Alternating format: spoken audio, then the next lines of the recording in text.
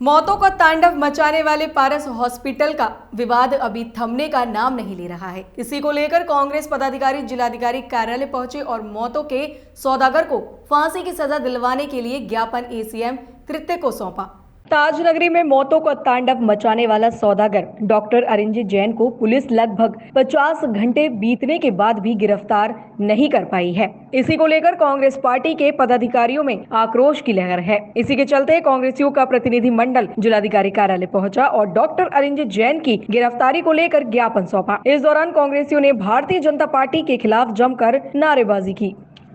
देखिए, पारस हॉस्पिटल में इतनी बड़ी घटना हुई, जनता का शोषण हुआ, मरीजों का शोषण हुआ, कुछ मौतें हुई, जिसकी जांच केवल कोरोना एक्ट के तहत की जा रही है।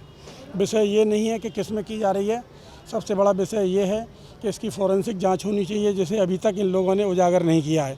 दूसरी बात यह है कि उस दिन कितने मरीज भर्ती थे और कितनों की मौत हुई, वो रजिस्टर अभी तक जब्त नहीं किया गया है। तीसरी बात, सीसीटीवी कैमरे जब्त नहीं किए गए हैं, जबकि जाँच का विषय ये है कि सीसीटीवी कैमरे, रजिस्टर और ये सारे जब्त किए जाने चाहिए। पिछली बार भी ऐसे ही हुआ था कि पिछली बार कोरोना एक्ट में इसको सील किया गया था, लेकिन कुछ दिनों बाद ही इसे जो है फिर दोबारा से खोल दिया जा गया। नहीं खोल, उसकी जांच का विषय था, जांच की लीपापोती करके इन लोगों ने उसको दोबारा खोल दिया। शासन प्रशासन ने, जो भी जांच अधिकारी थे उसने।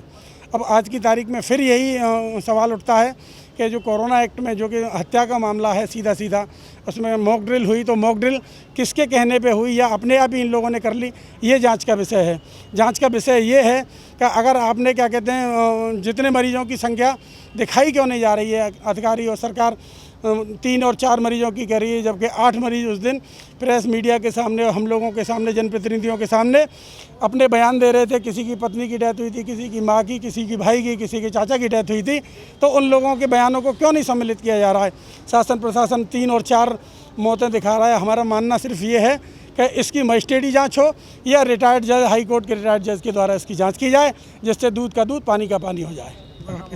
देखिए, ये घटनाक्रम शासन प्रशासन की लापरवाही से पैदा हुआ है, क्योंकि इस हॉस्पिटल द्वारा पहले भी इस तरीके की अनियमितताएं बरती गई थी। पहले इसके खिलाफ कार्रवाई की थी, लेकिन सत्ता के दबाव में कार्रवाई में लीपापोती हो गई और हमें ऐसी आशंका है इस बार भी प्रशासन ऐसा करने की कोशिश में लगा हुआ है। लेकिन हम आपके माध्यम से यहाँ की जनता को आश्वस्त करना चाहेंगे, कांग्रेस पार्टी इस पूरे प्रकरण का पर्दाफाश करेगी और इस हॉस्पिटल के संचालक को इसके खिलाफ जो 304 का जो मुकदमा बनेगा, उसके खिलाफ मुकदमा दर्ज होगा, इसके खिलाफ कार्रवाई होगी, इसे जेल जाना होगा।